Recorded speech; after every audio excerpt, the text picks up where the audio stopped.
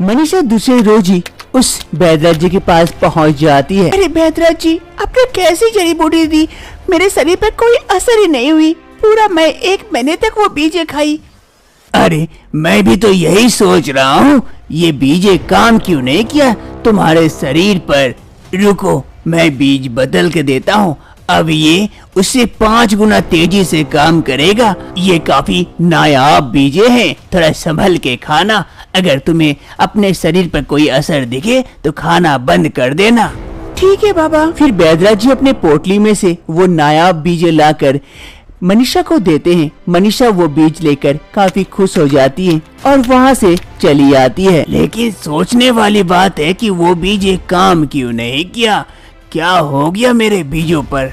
लेकिन ये बीज तो काफी खतरनाक है, अगर ये संभल के खाई तो ठीक है, वरना बच्चों की लाइनें लग जाएगी।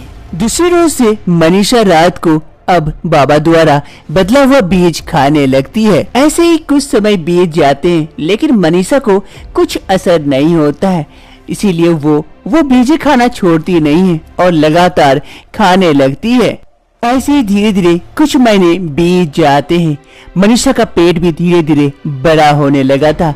अब मनीषा को लगने लगा था कि वो गर्भवती है। अरे बहू बहू, क्या कर रही है बैठ कर यहाँ? अरे माँ जी, वो बैठी थी, काफी थक गई थी ना, और लग रहा है मैं गर्भवती हूँ माँ जी। क्या पागल वगल हो गई है क्या? इतने सालों से कोई बच्चा नहीं दे पाई, अचानक से कह रही है गर्भवती हूँ।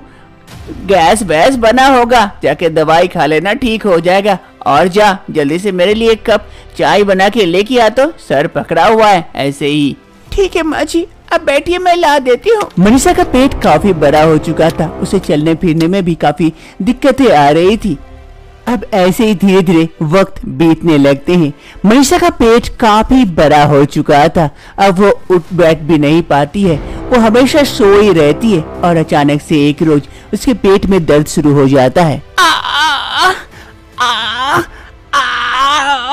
माँ जी, माँ जी, माँ जी, जल्दी आइए माँ जी। अपनी बहू मनीषा की आवाज सुन सास आभा देवी दौड़े दौड़े कमरे में आ पहुँचती है। अरे बहू बहू, क्यों चिल्ला रही है, क्या हो गया सुबह सुबह? अरे माँ जी, काफी दर्द हो रही है, लगता है लेबर पेन उठा है, सहन नहीं हो रही है। अरे बहू, कोई लेबर पेन नहीं उठा।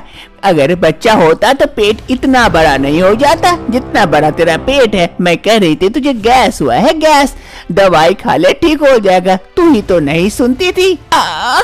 अरे माँ जी, देखिए न जरा। अरे रुक जा, तेरी संतुष्टि के लिए वो भी कर लेती हूँ, देख लेती हूँ। सास आभा देवी जाकर अपनी बहू मनीषा को चेक करती है कि सच में उसे गैस हुआ है या फिर उसका बच्चा होने वाला है। अरे बहू, जरा जोर लगा तो देखो क्या हुआ है। तभी मनीषा एक अंडा देती है। अरे बहू, ये क्या अंडा दी? तू तो बच्चा देने वाली थी, तू कहाँ से अंडा देने लगी? ऐसे मनीषा को अब दर्द उठता है और वो एक एक करके अंडा देती है और उसकी सास अंडा निकाल कर रखते जाती है। आभा देवी की बहू मनीषा काफी सारे अंडे दे चुकी थी, लेकिन अंडा देना खत्म नहीं होता है। अरे बहू, मैं तो थक गई, इंसान तो बच्चे देते हैं, तू कहाँ से अंडे देने लगी मुर्गियों की भांति? अब इन अंडों में से क्या बच्चे निकलेंगे या हम फ्राई करके खाएंगे बहू? ऐसे ही धीरे धीरे सुबह से शाम हो जाती है। मनीषा अंडा देते जाती है और उसकी सास अंडों को रखते जाती है। ऐसे ही 1000 अंडे दे चुकी थी मनीषा, पूरा घर अंडों से भर चुका था। तभी वहाँ पर किशोर आता है। इतने सारे अंडे देखकर, अरे माँ, ये क्या है, अंडों का दुकान खोल ली क्या? इतने सारे अंडे लेकर क्या कर रही हो, बेचने का इरादा है क्या? अरे बेटा, बेचने का इरादा नहीं, ये अंडे मुर्गियाँ नहीं, तेरी बीबी ने दिए हैं। सुबह से अंडे निकाले जा रहे हो, अभी जाके खत्म हुआ है। लगता है 1000 अंडे दी है। क्या मनीषा, अंडे दिए? बच्चे की जगह अंडे?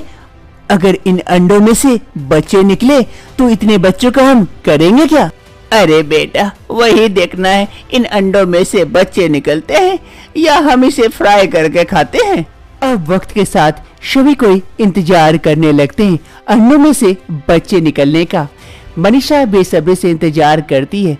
तभी कुछ ही समय में एक अंडा हिलने लगता है और अचानक से अंडा फूट जाता है और उसमें से एक क्यूट सा बच्चा निकल आता है। ये देखकर सभी कोई खुश हो जाते हैं। अरे माँ जी, देखिए देखिए, मेरा बच्चा निकल आया। मैं भी अब माँ बन गई। अरे हाँ हाँ बहू, तेरे माँ बनने के साथ साथ मैं भी दादी बन गई। लेकिन एक नहीं, उधर देख, उधर से भी बच्चे निकल आ रहे हैं। एक एक करके सभी अंडे धीरे धीरे फूट रहे हैं और बच्चे निकल आ रहे हैं। क्या अब इन 1000 अंडों में से बच्चे निकलेंगे? 1000 बच्चों की दादी बनूंगी मैं। अरे माँ जी, आप ही तो बच्चा बच्चा कर रहे थे, अब बच्चे आ रहे हैं तो आपको दिक्कत हो रही है। अरे बहू, एक बच्चा मांगी थी, इतने सारे अंडे नहीं जिसमें से बच्चे निकलेंगे। अब ऐसा लग रहा है हमारा ये घर घर नहीं, गांव बन जाएगा। उन सभी अंडों में से 5 बच्चे अच्छे और स्वस्थ निकल आते हैं, बाकी अंडे खराब हो जाते हैं। इन 5 बच्चों के साथ अब पूरा परिवार खुशी खुशी अपने आगे की जिंदगी बिताने लगते हैं।